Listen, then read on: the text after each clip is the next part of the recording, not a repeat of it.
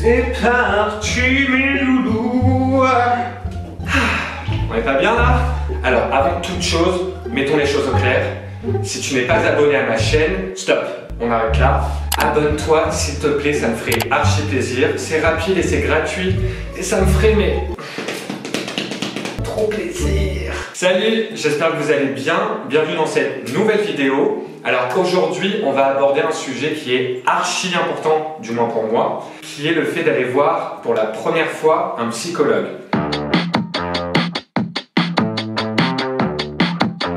Donc à travers cette vidéo, je vais t'expliquer un petit peu mon expérience, parce que c'est vrai que prendre ce genre de rendez-vous, ça peut être source d'angoisse, de stress, d'appréhension. Donc je me suis dit que la meilleure façon pour enlever peut-être cette inquiétude auprès de nouvelles personnes qui envisagent peut-être d'aller voir un professionnel de santé, ce serait de relater un petit peu mon expérience, sans artifice et sans tabou. Allez, let's go!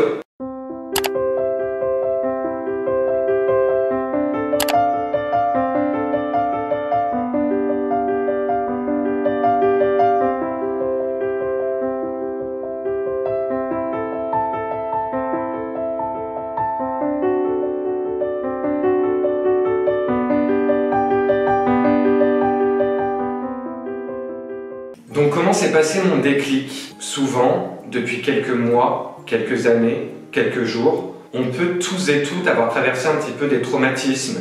Ça peut être des choses graves, des choses moins graves, mais c'est cette chose, tu sais, qui reste dans ta tête et tu te dis et t'as pas forcément trouvé les personnes à qui en parler. Donc c'est vrai qu'on peut être entouré de nos proches, de notre famille, de nos amis, mais se sentir écouté et oser se livrer de tout, c'est compliqué parce que se livrer, c'est aussi donner la possibilité d'entrevoir des choses à des personnes qu'elles n'ont jamais vues en fait. Et c'est aussi le fait de donner une petite partie de soi-même. Donc ça peut être difficile. J'avais beau être entouré, j'avais besoin de cet œil extérieur, de cet œil nouveau. Une personne qui ne me parle pas par bienveillance ou par gentillesse, mais quelqu'un de juste. Et c'est là où j'ai pensé tout simplement à aller voir un psychologue.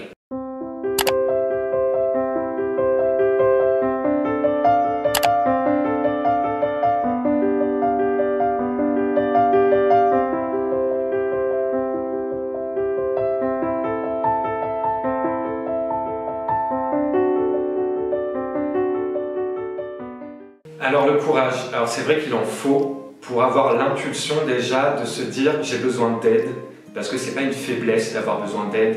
Ça ne veut pas dire que vous êtes faible, ça ne veut pas dire que vous êtes fou ou que sais-je, parce qu'il y a plein de préjugés autour de ça. Il y a un moment donné où vous avez l'envie d'aller mieux. Et on prend beaucoup de temps à s'occuper de notre santé de tous les jours ou à notre physique, mais la santé mentale c'est tout aussi important. Donc le courage, il faut en avoir pour rechercher ce numéro, ce contact. Moi, comment ça s'était passé? J'ai tout simplement cherché sur Google les psys qu'il y avait dans ma ville et j'ai trouvé le plus proche de chez moi qui avait des bons commentaires. Pour être honnête, il avait une bonne tête de gentil. Voilà, c'était purement physique, mais je me suis dit, il a l'air cool, donc je vais tenter. C'est pas simple, parce qu'entre le temps latent d'avoir trouvé le numéro et de prendre le rendez-vous, c'est compliqué parce que ça veut dire passer à l'action et tout devient concret, mais franchement pas d'inquiétude. Voilà, on vous pose pas de questions quand vous prenez le rendez-vous. Il m'a donné une date, basta. J'ai pas eu de question de pourquoi je venais, de raconter ma vie, etc. Non, pas du tout. C'était une simple prise de rendez-vous. Prendre rendez-vous avec un psy, c'est comme si tu prenais rendez-vous avec ton coiffeur. C'est tout simple, on s'en fait tout un monde, mais finalement, c'est pas grand-chose. Alors c'est vrai, vous allez livrer une part de vous-même à un inconnu. Mais finalement, quand on se pose un petit peu la question, tu te dis ok, tu vas te livrer sur tes traumas, sur ta vie à un inconnu, mais tu es dans la liberté de ne pas le revoir si tu en as envie. Et tu ne peux pas avoir de jugement puisqu'il ne te connaît pas. Et c'est pas son travail, il n'est pas là pour te juger, il est là plutôt pour t'accompagner. Donc ouais, tu es courageux si tu en es là, d'avoir le déclic, rien que de penser d'aller voir un psy. Et puis après, il y a ce moment où tu as pris rendez-vous et tu as le temps entre la prise de rendez-vous et le moment où tu vas réellement voir le psy. Alors là, tu as peur. Tu régresses, tu rumines, enfin dans ta tête c'est tout un truc parce qu'on s'est toujours fait une idée de ce qu'est un psy sans vraiment en avoir vu un pour en juger de nous-mêmes quoi. Donc on va avoir tous les questionnements et c'est normal parce que tu sais qu'en allant là-bas, tu vas devoir être bavard, tu vas devoir peut-être dire des choses que tu n'as jamais dit à personne et encore une fois c'est si tu en as envie. tu n'es forcé à rien. Tu vas le voir, si ça te plaît pas, tu as la liberté de changer de psy. J'ai plein de connaissances qui, avant de trouver leur psy, celui qui leur correspond, ils en ont fait plein quoi. Moi je sais que j'ai eu la chance direct, quand j'ai rencontré mon premier psy, d'accrocher direct et de voir qu'il y avait une vraie connexion qui faisait que je me sentais en adéquation pour me livrer, mais aussi pour montrer mes faiblesses, ma carapace et même oser pleurer devant lui parce que oui, c'est arrivé.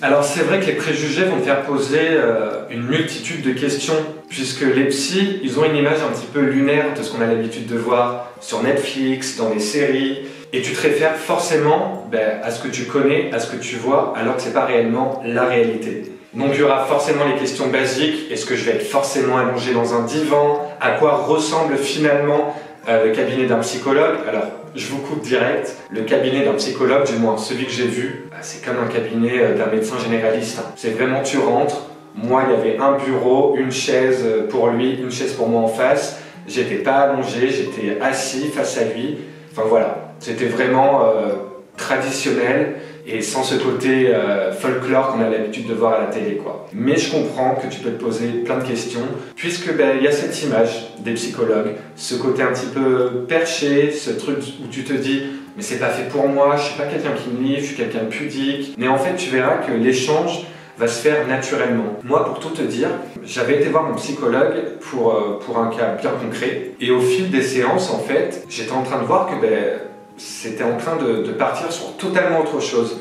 Et moi au début, je comprenais pas, donc j'ai arrêté. Pendant un mois, j'ai décidé de ne plus aller le voir, parce que j'estimais qu'il ne me comprenait pas, parce que moi j'étais venu pour le sujet A, et lui il me parlait de BCD. Donc je me disais, mais on se comprend plus, ça va pas, je change de psy. Et j'ai pris ce mois de réflexion, et je suis revenu naturellement vers lui. Et il n'était pas étonné, quand j'ai ouvert la porte, il savait que j'allais revenir. Parce qu'il avait pointé du doigt quelque chose que j'estimais pas impactant ou qui me gênait pas dans ma vie. Mais finalement, ça avait un lien sur le Laurent du présent et finalement des choses que j'avais pu traverser petit, dans mon enfance, plus jeune, etc. impactaient sur mes prises de décision, sur mon comportement et sur mon caractère. Donc faut pas avoir peur aussi de se laisser porter et de faire confiance aussi aux psy. C'est un travail, ils sont là pour ça. C'est pas juste une écoute, tu vois, c'est là où il y a la différence avec quelqu'un de la famille ou un pote, etc. Il sait où te guider. Donc laisse-toi aller, fais-lui confiance et du moment où il y a cette connexion entre lui et toi dès le début, je pars du principe où tu n'as rien à craindre, juste à peut-être à être étonné, à avoir peur, à être bouleversé. Mais finalement, c'est juste en apprendre un petit peu plus sur toi. Depuis que j'ai vu mon psy, c'est là où j'ai compris réellement qui j'étais. Parce que tout a fait un lien en fait dans ma tête. Je me suis dit, ah mais ouais, ce que j'ai traversé à ce moment-là, c'est pour ça que maintenant je suis un peu plus comme ça, etc. Mais c'est des séances qui te bouleversent, c'est du vrai développement personnel. Et moi, ça m'a fait beaucoup de bien. Donc balaye un petit peu les préjugés que tu as. Si tu veux entendre du mal des psychologues, t'en entendras forcément, c'est comme tout. On connaît tous quelqu'un avec qui ça s'est mal passé, etc. Mais c'est pas parce que ça se passe mal avec cette personne que ça va forcément mal se passer avec toi. Après, tu as ce truc de te dire, tu sais un peu le préjugé, mais si je vais voir un psy, je vais être perçu comme un fou, que vont dire mes proches, que vont dire mes amis, bref. Je vais passer vraiment pour le taré du groupe. Et en fait, il ne faut pas que tu oublies un truc. D'une part, le psychologue, lui, il a le secret médical. Donc forcément, il ne dira rien.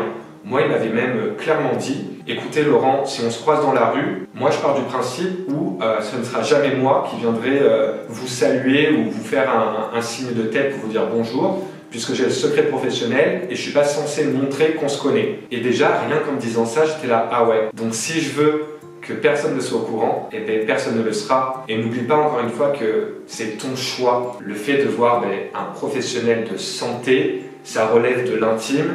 Donc tu n'es pas du tout dans l'obligation de devoir en parler si tu n'as pas envie d'en parler. Si tu veux qu'aucune personne soit au courant, t'en parle pas, c'est ton droit, c'est ta liberté, et c'est ton cheminement vers le bonheur, et personne n'a à aller à l'encontre de ça, bien au contraire.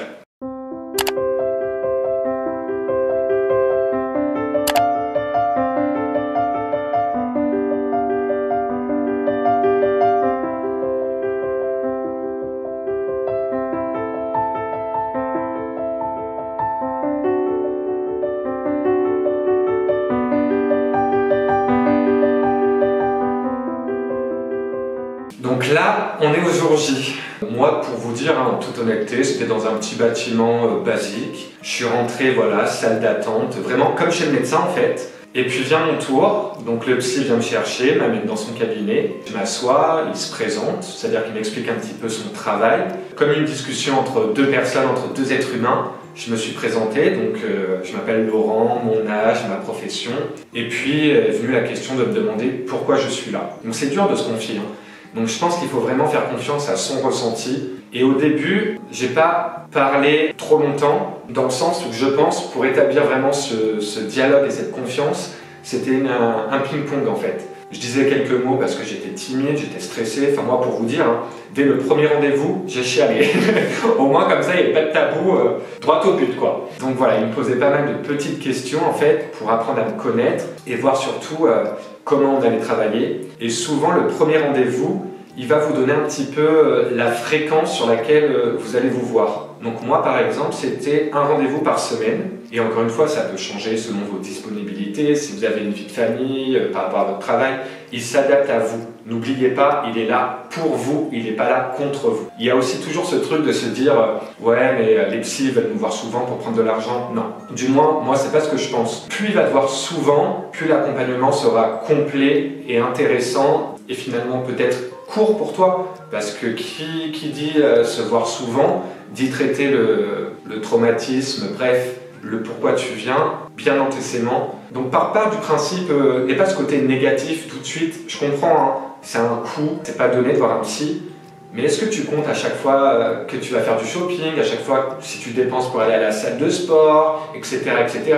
Et j'espère qu'un jour des choses vont se mettre en place pour donner la possibilité à n'importe qui de pouvoir aller voir un psychologue, parce que c'est une vraie chance que j'ai eue de pouvoir en voir un. La rencontre s'est faite naturellement, finalement, entre deux adultes qui sont venus pour se rencontrer, pour dialoguer. J'étais pas allongé sur un divan, mon psy n'avait rien perché, c'était quelqu'un de complètement lambda, mais de professionnel, et je sentais qu'il savait de quoi il parlait. Le petit truc, moi, qui m'a rassuré, donc c'est bête, hein, mais ça rassure toujours, c'est de voir les plaques avec les diplômes devant le bâtiment à l'entrée.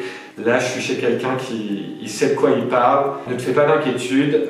Netflix, c'est pas la vraie vie. Instagram, ce n'est pas la vraie vie. Un psychologue, c'est tout simplement comme quelqu'un comme toi ou moi qui a décidé de s'orienter vers la psychologie, mais ça n'enlève en rien de sa normalité. Moi, personnellement, et en toute transparence, ça a été la meilleure décision de ma vie d'aller voir un psychologue. Mais je dis pas que j'y retournerai pas, parce que je pense que par moment, on a tous besoin de petites piqûres de rappel pour se recentrer sur nous-mêmes. Mais je suis fier de m'être concentré sur moi et d'oser demander de l'aide. Et c'est pas parce que tu demandes de l'aide que tu es quelqu'un forcément de faible. Il faut juste partir du principe qu'on n'est pas des surhommes et que n'importe qui, à un moment dans sa vie, a besoin de conseils, a besoin de lucidité, a besoin de cet avis avec plus de recul qu'auront tes proches, ta famille ou tout simplement toi-même. Pour moi, c'est vraiment une force, c'est vraiment avoir une impulsion de s'en sortir que d'aller voir quelqu'un, puisque ça veut dire que tu as envie d'être heureux. Et aller voir un psychologue, c'est tout simplement pour moi avoir des nouvelles armes pour pouvoir mieux appréhender ton présent, ton futur et ainsi mieux comprendre ton passé. Et je pense que quand tu connais un petit peu plus ta vie, que tu te connais un petit peu plus toi-même, tes choix, ton appréhension de tes futures actions, de tes futures rencontres ne seront que meilleures.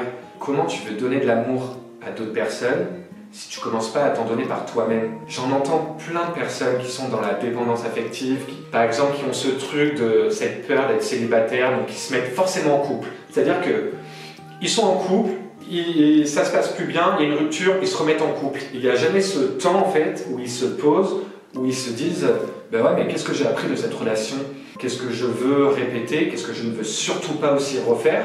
On a tellement l'impression de se connaître et aussi à travers ce que vont nous dire les autres. C'est-à-dire que si tu entends depuis ton enfance « Ah, lui c'est quelqu'un de sensible, lui il est timide », et ben ouais, au final ça commence à s'ancrer dans ta tête et tu commences à te dire « Bah ouais, moi je suis réellement comme ça ». Mais il faut faire la distinction entre ce qu'aimerait que la société que tu sois, ce que les autres pensent de toi, ce que toi du coup tu penses aussi et ce que tu es réellement. J'encourage n'importe qui à aller voir un psychologue pour moi, mais ça devrait être obligatoire de voir un psychologue pour tout le monde au moins une fois dans sa vie. Puisque tu m'enlèveras pas que la vie, il y a des hauts, il y a des bas, et ça pour tout le monde.